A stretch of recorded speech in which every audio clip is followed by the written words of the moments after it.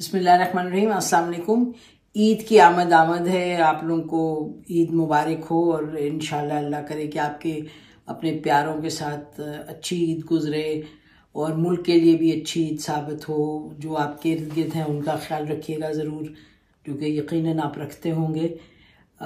तो आज क्या हुआ, आज जो खबर आई कल के हवाले से वो तो ये थी कि जो लॉ था जिसको सुप्रीम कोर्ट ने एसेंशियली उसको नल एंड वॉइड कर दिया था कि भाई ये लॉ बन नहीं सकता, कानून के ये खिलाफ है। वो जो बिल था सुप्रीम कोर्ट के चीफ जस्टिस की पावर्स के हवाले से, प्रोसीजर के और प्रैक्टिसेस के हवाले से, जिसमें कि वो बेंच बनाने की बात थी और सो मोटो पे कौन वो डिसाइड करेगा। तो 184(3) का ये तय हुआ था।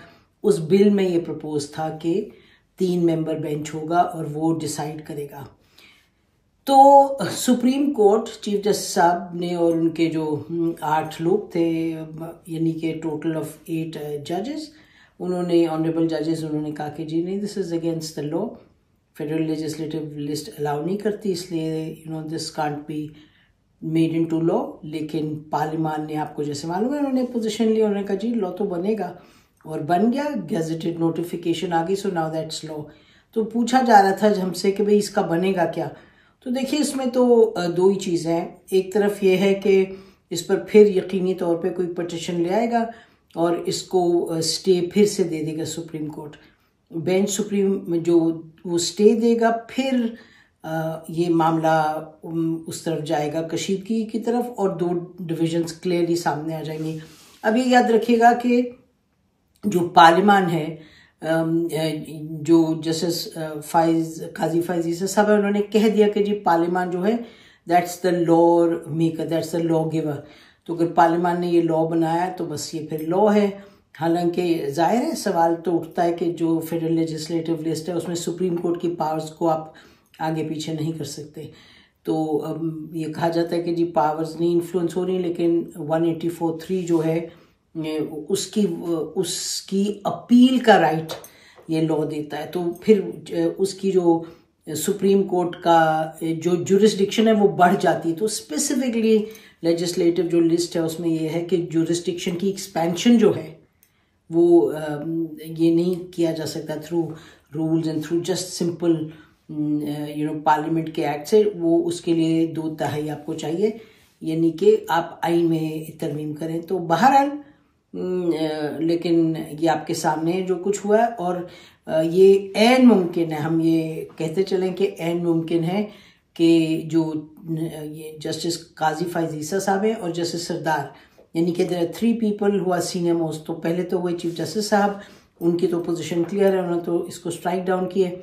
लेकिन जब ये लॉ बन गया, गैजेटेड नोटिफिकेशन आ गई है, तो and this is a question कि क्या जस्टिस काजी फैज ईसा साहब और जस्टिस सरदार साहब ये कहेंगे कि जी ये तो अब हमारी this comes within our jurisdiction, ये हमें अब हक है कि हम ये तय करें 184(3) की अगर कोई एप्लीकेशन आए तो 3 मेंबर बेंच होना चाहिए। तो चलिए, चीफ जस्टिस साहब नहीं मान रहे तो हम तो 2 तो हैं, मेजॉरिटी हमारे पास है, हम बेंच भी बनाएंगे, यानी कि हम तय करेंगे कि ये 184(3) इस पे लगता है, नहीं लगता इस एप्लीकेशन पे अगर कोई आए। दूसरा ये वो कहेंगे जी बेंच बनाने की हमारे पास है अब अथॉरिटी, बिकॉज वो जो लॉ है वो कह रहे 3 सीनियर मोस्ट बेंच बनाएंगे और बेंचेस बनाएंगे। अब अगर चीफ जस्टिस साहब अलग और ये अलग, तो फिर आप सोच लीजिएगा क्या होगा।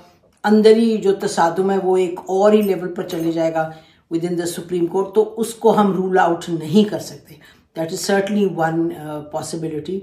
और दूसरा ये कि चीफ जस्टिस साहब अगर हर चीज़ को स्ट्राइक डाउन करें, जो कि वो करेंगे, लेकिन जो स्ट्राइक डाउन उनका करना है, जब तक कि और स्ट्राइक डाउन करने जो उसकी इम्प्लीमेंटेशन है of any decision that the honourable chief justice takes, उसकी जो ताकत आती है उनके पास, वो एक तो है ना कि एक उन्होंने लिख दिया। अब काश काश काश मुल्क इस लेवल पर होता कि जी जो लिख दिया है वो बस what is written and what is said becomes unchallengable, जब सुप्रीम कोर्ट के चीफ जस्टिस साहब कहते हैं। लेकिन ऐसा तो नहीं है, अभी तो दंगा फसाद एक मचा हुआ अंदर। और उसकी खैर लंबी कहानी है, कल भी हमने इसका जिक्र किया। तो अब ये है कि अगर चीफ जस्टिस साहब कहते हैं कि जी नहीं, हमने इसको स्ट्राइक डाउन किया, और बाकी 2 जजेस कहते हैं नहीं जी ये तो लॉ बना है, पार्लियामेंट ने बनाया है, तो हम बेंचेस हम बनाएंगे, तो चीफ जस्टिस साहब फिर क्या करेंगे? देखिए ना, इट्स 2 जजेस अगेंस्ट 1 जज, बट दैट जज is the chief justice of Pakistan. उनके पास यानी कि नॉर्मल सर्कमस्टांसेस में उनके पास उनको जो पावर है of implementation that comes through article 190, जो कि उनको ये राइट देता है और अथॉरिटी देता है कि वो ऑर्डर करें जो तमाम इदारे हैं हुकूमत के, रियासत के इदारे, उनसे कहें जी इस चीज़ को इम्प्लीमेंट करवाना आप ये करें। लेकिन हमने देख लिया कि जो इलेक्शन वाला मामला है, अब जो एक था ना कि बिल्कुल अथॉरिटी है, अनक्वेश्चनड अथॉरिटी उनके पास है। अनक्वेश्चनड अथॉरिटी हमने देखा कि जब फौज थी चीफ जस्टिस के पीछे, जब वो आइन से निकल के बातें हो रही थी, तो उस वक्त फौज खड़ी हो जाती थी। आपको याद है इन द पास्ट, नहीं याद होगा आपको, लेकिन एक मर्तबा एक चीफ जस्टिस साहब ने कुछ एक्शन लेना चाहा, बट द फौज did not come forth. President लगारी थे, उस जमाने की बात है, फौज सामने नहीं आई, तो चीफ जस्टिस साहब की बात नहीं मानी गई। तो इस दफा भी इलेक्शन वाले मामले पे आपने देख लिया पंजाब के इलेक्शन पे कि जो फाइनेंस मिनिस्ट्री है, फिर it goes to the parliament, फिर कमिटीज आ गई बीच में, उन्होंने कहा जी ये सिलसिला है। अब चाहे सच है चाहे झूठ, बात यह है कि ऑब्वियसली अगर काबीना चाहे तो it will get done what it wants to get done, but अब जाहिर है एक सिस्टम के अंदर उन्होंने ये निकाल लिए कैविएट्स कि जी ये हम इस तरह करेंगे, तो हम कहेंगे जी बात तो प्रोसेस की है, प्रोसेस में आपकी बात पूरी नहीं हो पा रही। जो उन्होंने किया फॉर जहाँ बजट की जरूरत थी फॉर द इलेक्शन, तो क्लियर कट था कि उन्होंने रास्ता ढूंढा हुकूमत ने कि हम किस तरीके से इनको स्टोन वॉल करें, हम किस तरीके से जो चीफ जस्टिस साहब चाह रहे हैं हम कैसे उस बात को पूरा न होने दें। तो उन्होंने ये सिस्टम घड़ा और ये बता दिया, घड़ा नहीं वो सिस्टम तो है, but that's you can once the PM says it should be done. लेकिन बहरहाल तो एक तो ये बात हो गई। दूसरा ये कि हमने आर्मी का भी देखा, लें जी आर्मी ने तो फोर्सेस देने की बजाय जो कि कहा जा रहा था दें, क्योंकि पंजाब की कह रही थी गवर्नमेंट, जो केयर टेकर गवर्नमेंट, वो कहती थी आपको हमें 4.5 लाख चाहिए और हमारे पास 80,000 के करीब है, उससे ज़्यादा नफरी नहीं दे सकते। तो जब उन्होंने कहा जी फौज देगी, जो उनके नॉन एक्टिव हैं वो दे देंगे, नेवी से दे देंगे, ये दे देंगे, लेकिन जी उसका जवाब क्या था? फिर वो 4 लोग, डिफेंस सेक्रेटरी, DGMI, DGI, और DGMO, उन्होंने कहा जी आए जी हम बात करते हैं आपसे।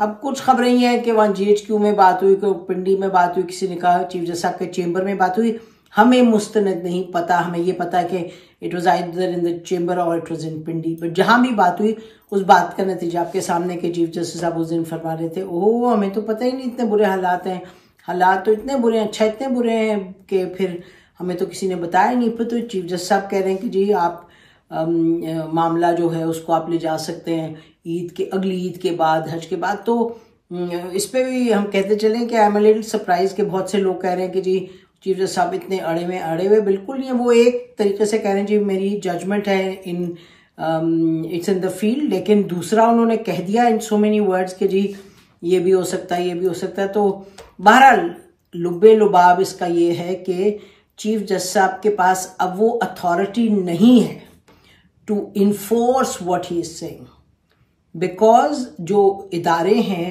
हुकूमत के, रियासत के, वो इदारे कोई ना कोई निकाल के वजह बता रहे हैं चीफ जस्टिस साहब जो आपकी बात है वो पूरी नहीं हो सकती। तो अगर उस पर नहीं पूरी हो रही, तो अगर ये मामला जो है बेंच बनाने का मामला और 184(3) पर को असेस करने का मामला, तो अगर उस पर भी ये अड़ जाए जस्टिस काजी फायज ईसा साहब और जस्टिस सरदार, तो फिर चीफ जस्टिस साहब will have a difficult time. तो कंक्लूजन में हम यही कहेंगे it's a difficult time all around.